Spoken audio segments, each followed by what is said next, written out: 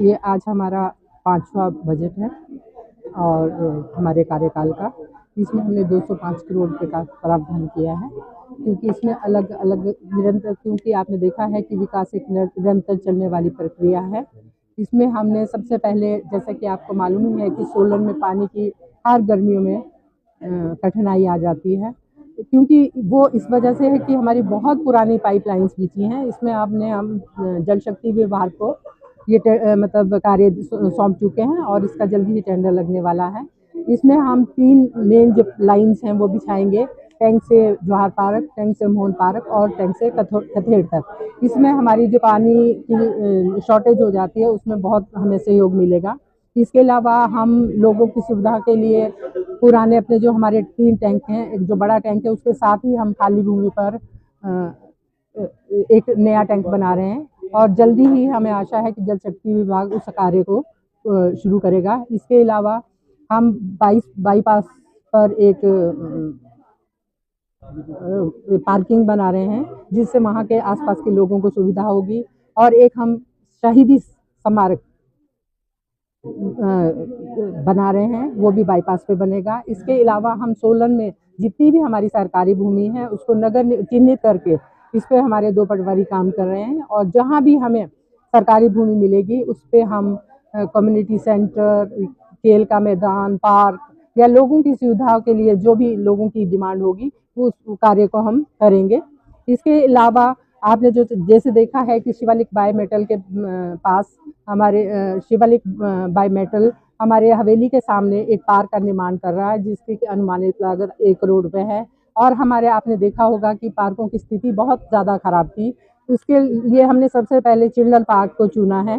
वहाँ अभी SBI के द्वारा 33 बेंच रखवाए गए हैं, दीवारों पे वहाँ डंगे लगाए गए हैं, दीवारें पे चित्रकारी की जा रही है, फाउंटेन को ठीक करवाया जा रहा है, पेड़ पौधे लगाए जा रहे हैं। और हमने सबसे बड़ी बात आपने देखा होगा कि उस पार्क में बहुत ही पुराने पेड़ हैं जो कि बहुत बेतरतीब से लगे हैं। उसके लिए हमें 5-5 पेड़ों की सरकार की तरफ से परमिशन मिल चुकी है, उसके हम लॉपिंग करेंगे और नए पेड़ पौधों का पार्क में लगाया जाएगा। और आज हमने अपने सभी पार्षदों को यहाँ से 50 लाख रुपए देने की घोषणा की है, ताकि मतलब हमारे सभी वार्डों में समान रूप से विकास हो सके, ताकि आने वाले लोगों को हम ज़्यादा से ज़्यादा सुविधा दे सकें। बजट पेश कर रहे हैं, हम आपसे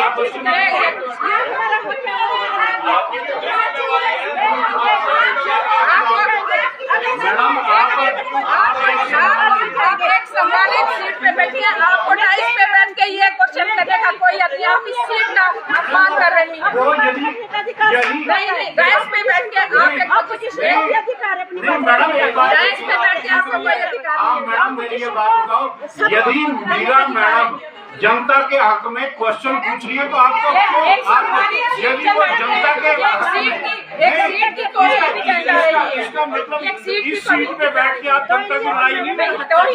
आप इसका मतलब आप इसका मतलब यदि इस सीट पे बैठ जाएंगे तो जनता की लड़ाई नहीं लड़ेंगे। जैसे आपने सड़कों पे लड़ेंगे तो सड़कों पे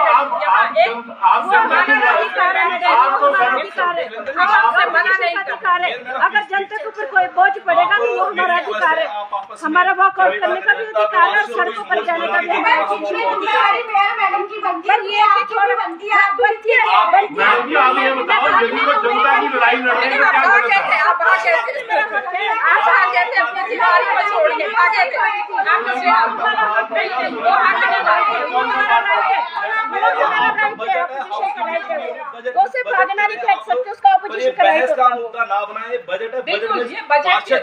मैडम यही पूछा मैं आपसे, ये आप 12 करोड़ से ज्यादा का जो बजट पे वो बढ़ रहा है, आप उसका जवाब दे दे, बस यही पूछ रहा हूँ। मैं तो इधर उधर की बात नहीं कर रहा। ये जब भी मुख्यमंत्री जी जब भी डिसीजन लेंगे बस हो जाएगा। मुख्यमंत्री जी ने 3 महीने पहले भी बोला नहीं। और आप देखो जो कंसर्न मंत्री है वो कह रहे मेरे को पता ही नहीं, और आप कह रहे हो आने वाले टाइम में शिवेंद्र जी, अब अगली बात इसमें क्या हो सकती है वो करो। देखो एक नहीं मैडम, हम बजट के अंदर ये तो आप पूछ ही सकते हैं। आप हमारे को इसका हम सेटिस्फेक्शन एक दिखाई ही दे चीज दो। बैठ के रहते आप जनता पे तो डाल नहीं रहे, तो ये बोझ किस पे डाल रहे हैं? कमिश्नर मैडम मैं शर्मा जी द्वारा जो भी ग्रांट आएगी या जो भी देगा वो सरकार ही देगी।